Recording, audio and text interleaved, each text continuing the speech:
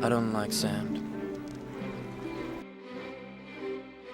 It's coarse, and rough and irritating, and it gets everywhere. Not like here. Here everything is soft and smooth. People think the opposite of love is hate. It's not. It's indifference. My daughter calls me a Star Wars fan. It's an impossible thing to explain to a kid. How do you tell her that you don't love the thing anymore? You just love the ghost of the thing. You love the original recipe, not the massive corporate restaurant chain that bought the name, changed the ingredients and started microwaving the meals. If you hate what modern Star Wars is doing, it means you're still invested. You're angry because you still care. But me? Sometime over the last few years the anger evaporated. The passion just flatlined. I realised I didn't care anymore. And that's when you know the relationship is truly over. Before it was a multi-billion-dollar content farm, Star Wars was a defining cinematic romance of my life. I was about 8 years old, sitting on the living room floor, my dad on the sofa, and I was put the VHS tape we'd rented from Blockbuster into the player. I remember trying to wrap my tiny brain around why the credits said episode 4 and ejecting the VHS tape and looking at it, and it was at the beginning. There was no episode 1, 2 and 3 to rewind back to. It wasn't IP back then, it was movie magic and it was tangible. But the real magic wasn't even the movies themselves, it was the wait. Between that 1983 to 1999 period, Star Wars wasn't a corporate pipeline, it was a sandbox. Post Return of the Jedi, people had up to 16 years to run scenarios in their heads, fueled by the limitless budget of our own imagination. It's the same reason why any PC gamer from the 90s knows that Indiana Jones and the Fate of Atlantis is the definitive Indiana Jones 4, before we had to deal with that relationship turning into caring for a partner with a terminal illness. When a franchise isn't desperately churning out corporate content, fans get to fill in the blanks, and it becomes personal folklore. We love the possibility of Star Wars as much as the films. And honestly, no studio on earth could ever film a reality that matched what we spent a decade and a half building in our minds. And getting older sucks, and relationships change. The decline wasn't sudden, it was a slow, exhausting realisation. 1999, I was around 15 years old. Qui-Gon Jinn says, "There's always a bigger fish." And I feel this horrible sinking feeling in the pit of my stomach. Something was fundamentally broken.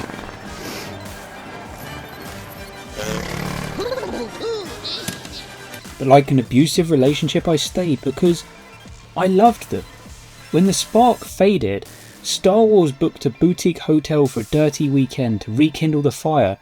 That was the prequels, but they brought all these new shiny vibrating toys to try and spice things up, and completely forgot the core of what made us work in the first place.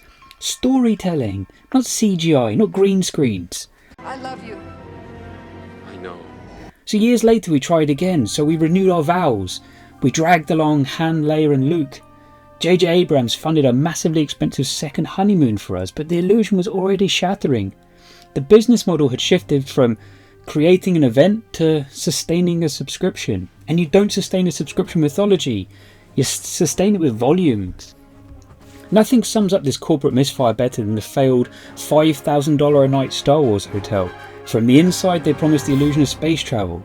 From the outside it was a windowless grey concrete warehouse in Florida. The facade was trying so hard to sell you magic, but the infrastructure was sterile. It was a calculated mechanism designed to extract your money. I got so checked out, I haven't even bothered watching episode 9. I tried dipping my toe back in with the Mandalorian show.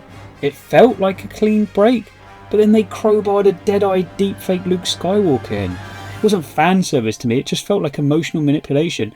It was the final straw in the relationship. I packed my bags and I was just done. And I want to be clear about something. My falling out of love has absolutely nothing to do with the exhausting manufactured outrage on the internet. I didn't leave because of Rian Johnson and The Last Jedi. I didn't leave because of some cultural war over Rey or Rose or girl bosses. I left because the relationship became creatively bankrupt. Star Wars is stuck in a nostalgia rot. They promised me they had changed, they'd be better, they would be what I need. And then I just ended up contributing towards Ewan McGregor's divorce bills. So I moved on. I didn't need it in my life anymore. But it's now Friday night. And I'm out, and across the room I see my ex there. The Mandalorian and Grogu under disco lights. I didn't want to talk to them, my guard was up, but you end up sharing a drink anyway for old time's sake. They're around tomorrow. It's the promise of something, a window to past connections. I relented and kind of made plans to meet up at the weekend, but I've still got to fulfill my weekend duties. That's taking the kid out to the cinema. Walking through the lobby, holding the kid, it finally clicked. The relationship is just over. Star Wars has moved on and so have I. There's gonna be no dramatic run-in with the ex. There's no overwhelming nostalgia. It's just a weekend chore now. I am that bloke in Seat F18. So I sat in the dark for 2 hours and honestly it was fine. It looked good. You can see they put the effort in, mixing some genuinely solid practical effects with CG. But it didn't take long for the old habits to show up. For a cinematic event, it felt small. It didn't feel like a Star War. It just felt like a slightly inflated TV episode. There's some slick John Wick style Mandalorian action scenes, but there's absolutely zero stakes. It's just competence porn again. No real crucible, no tension. They're still hopelessly addicted to making nostalgia bingo. Taking down AT-ATs? Check. Stormtroopers missing shots? Check. Even getting to see one of the Hutt's tongue game? Check. It's like they just spin the Star Wars roulette wheel in the writer's room and, oh look at that, we've landed on the Hutts, let's bring them back. I'll be brutally honest, tucked into a plush leather recliner seat, the pacing drags so much in the middle. I think I might have had a couple of Manda Snorian moments. I literally nodded off, waking up a minute later and realising I've not missed a single beat of anything here. The film feels like a few television episodes cobbled together, and as a result the pacing is incredibly odd. You hit a point where it feels like the movie's wrapping up, but then you realise there's still 30 odd minutes to go. You know how every TV series has that one episode of downtime or recovery for a character, usually just to save on budget or because they're short on ideas? We get a whole 20 odd minutes of the Star Wars equivalent of Tony Soprano in a coma, but instead of an interesting dive into his head, we just watch the rest of the cast bimble around. Because it feels like a season of television cobbled into a movie, the stakes feel incredibly low. There's a nice feature of the Mandalorian show is that it's stripped back. He's not saving the galaxy every day. But when you press the $250 million button for a theatrical movie, you should be upping the scope. And you could feel that in the room. For a packed out IMAX theatre, the laughs just fell flat. There was minimal interaction from the audience and the whole thing just felt flat and pointless. It's going through the motions. Missionary in the travel lodge because it's your birthday. You're going to drag the kids along to this and Toy Story 5 and the 7th Minion movie this summer because you have to. But when did Star Wars become an obligation, a tick box exercise? Or is this man-child just growing up, consumed by the cynicism of losing that sense of wonder, broken and beaten down by franchise fatigue? But I looked over at my Grogu child sitting next to me, having a great time. Soda, chips, popcorn. Yeah, it's probably all the sugar they're having a great time. But the movie's packed with these new child-friendly minion-like mechanic characters and endless baby cooing from Grogu. It hits the exact spot for the demographic it's actually made for. Look, Star Wars is entering its 50th year next year, and we just have to be honest with ourselves. We're officially in the Sticky Vicky and Benidorm era of the franchise. Sticky Vicky was a Spanish illusionist known for her legendary near 50-year career performing a very anatomically creative magic show, sitting in a dark room pulling out ping pong balls, eggs, sausages, machetes, even a lit light bulb out of her own personal sarlacc pit. And now Disney Plus owned Star Wars is the exact same magic show, just sitting there watching a tired legacy act pulling various moments of nostalgia out of their Wookiee. Vicky?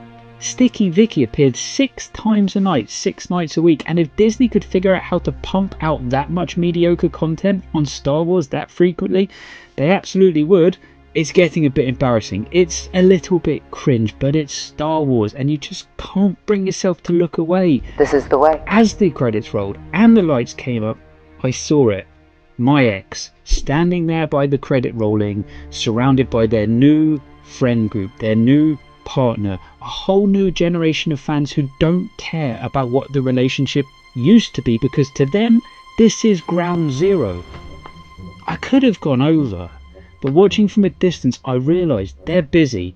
They have a whole new life now. And if my daughter, my real human daughter, not Grogu, goes on to love this Star Wars, then it doesn't invalidate my reasons for walking away. It just means she gets to start her own relationship with it, completely free of the baggage I'm carrying. She gets to build her own mythology. So I didn't say hello. I packed up, looked back, and decided to just let them be. Me and Grogu headed down to the beach to catch the sunset.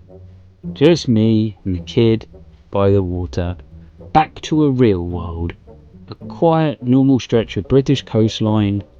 A place where the ex couldn't touch us.